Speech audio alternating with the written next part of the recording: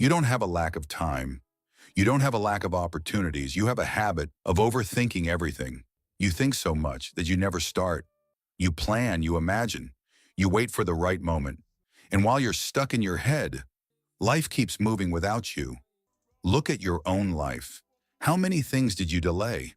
How many times did you say, I'll start tomorrow? Not because you were lazy, but because you kept thinking instead of doing. You tell yourself you're figuring things out. But the truth is simple. You're avoiding action because action is uncomfortable.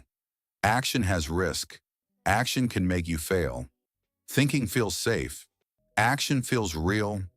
And that's why you stay stuck. But here's what you need to understand. Overthinking is not intelligence. It's fear, disguised as planning. And the longer you stay in it, the weaker your confidence becomes. Because confidence is not built by thinking. It is built by doing. So you need to change one thing. Not your goals, not your plans, your behavior.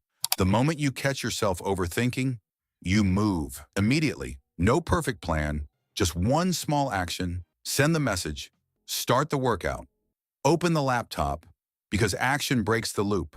Second, you stop trying to feel ready. You will never feel ready.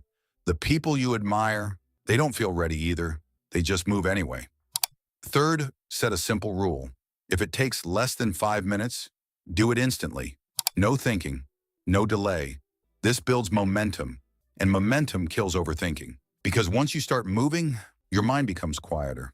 You stop doubting, you stop hesitating, and you start becoming someone else. So from today, when your mind starts running, don't listen, move. Even if it's uncomfortable, because the version of you that wins is not the one who thinks the most. It's the one who acts without waiting.